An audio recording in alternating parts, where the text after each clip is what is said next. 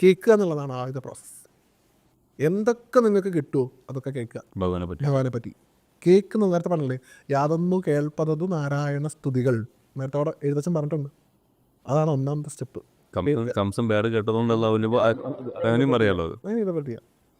അതുപോലെ എപ്പോഴും ഭഗവത് കഥകൾ കേൾക്കാനുള്ള ഒരു അവസരം ഉണ്ടാവണം. അത് നേരത്തെ പറഞ്ഞ പൂർവ്വത്തിൽ ഉണ്ടാവണം അതിൻ്റെ ക്രെഡിറ്റ്, എന്നാലേ തോന്നുന്നുള്ളൂ. ഭഗവാന്റെ കഥകൾ കേൾക്കണം, ഭഗവാനെ കുറിച്ച് കേൾക്കണം, ഭഗവാനെ കുറിച്ച് കേൾക്കണം. ഇങ്ങനെ കേട്ട് കേട്ട് കേട്ട് കേട്ട് കേട്ട് ഭഗവാനെ കിട്ടിയ ഒരാളുണ്ട്. ആരാത്? രുക്മിണി. കണ്ടിട്ട് പോലുമില്ല. കൃഷ്ണൻ എന്ന് പറഞ്ഞ ആൾ ദ്വാരകയിലുണ്ട്, മധുരയിലുണ്ട്, അയാൾ ഇന്ന കാര്യങ്ങൾ ചെയ്തിട്ടുണ്ടെന്ന് ഈ പറയുന്ന കുണ്ടിനം എന്ന് പറയുന്ന രാജ്യത്തിലേക്ക് വരുന്ന ഓരോ ആചാര്യന്മാരും രുക്മിണിയുടെ അച്ഛനോട്, ഭീഷ്മകനോട് ഇങ്ങനെ പറയും. ഇതിങ്ങനെ രുക്മിണി കേൾക്കുകയാണ്. അപ്പോൾ കൃഷ്ണൻ കൃഷ്ണൻ കൃഷ്ണൻ കേട്ട് കേട്ട് കേട്ട് ഭഗവാനെ കിട്ടി അല്ലേ. ഇതാണ് ശ്രവണം എന്ന് പറയുന്നത്. പിന്നെയോ കീർത്തനം. അത് കഴിഞ്ഞ് എന്താ, ഭഗവാനെ കുറിച്ചുള്ള കീർത്തനങ്ങൾ പാടാൻ നോക്കുക. കിട്ടി, നമ്മുടെ മനസ്സിൽ കിട്ടിയെന്ന് കഴിഞ്ഞാൽ ഇനി വാക്കിലൂടെ